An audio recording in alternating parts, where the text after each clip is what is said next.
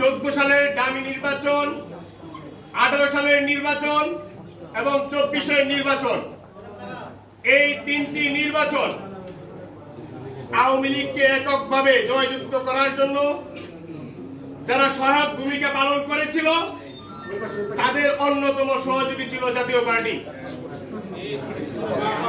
এই জাতীয় পার্টি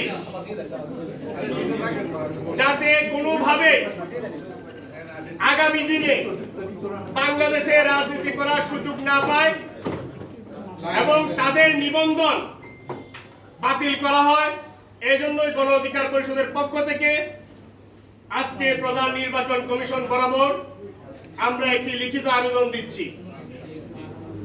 বরাবর মাননীয় প্রধান নির্বাচন কমিশনার, বাংলাদেশ নির্বাচন কমিশন বিষয় আওয়ামী লীগ, জাতীয় পার্টি, জোটভুক্ত গণহত্যাকারী 14 দলের নিবন্ধন বাতিল প্রসঙ্গ জনাব গণ অধিকার পরিষদের পক্ষ থেকে সালাম এবং শুভেচ্ছা নিবেন।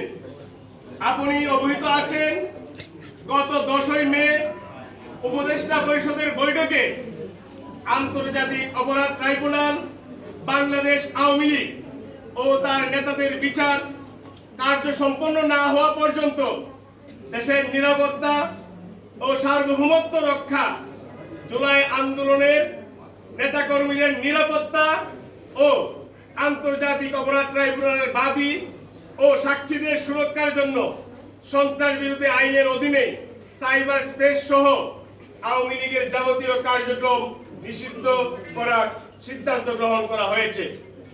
জুলাই গণহত্যায় জড়িত থাকার কারণে ছাত্র জনতার আন্দোলনের প্রেক্ষিতে আওয়ামী লীগের বিষয়ে এই সিদ্ধান্ত নিয়েছে অন্তর্বর্তীকালীন সরকার।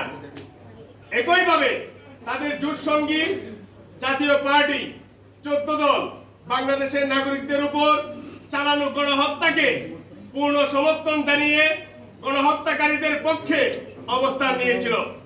এছাড়াও দেশের গণতন্ত্র ধ্বংস করে গত 16 বছর আওয়ামী লীগ যে একদলীয় ফ্যাসিবাদী শাসন কায়েম করেছিল তার অন্যতম সহযোগী ও বৈধতা দানকারী হিসেবে সক্রিয় ছিল জাতীয় পার্টি সহ জোটবদ্ধ বাকি দলগুলো।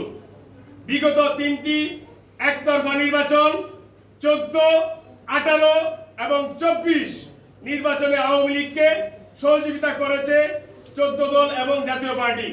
একটি গণতান্ত্রিক রাষ্ট্রে পরপর 3টি নির্বাচনে জনগণকে ভোট দিতে দেওয়া হয় নাই।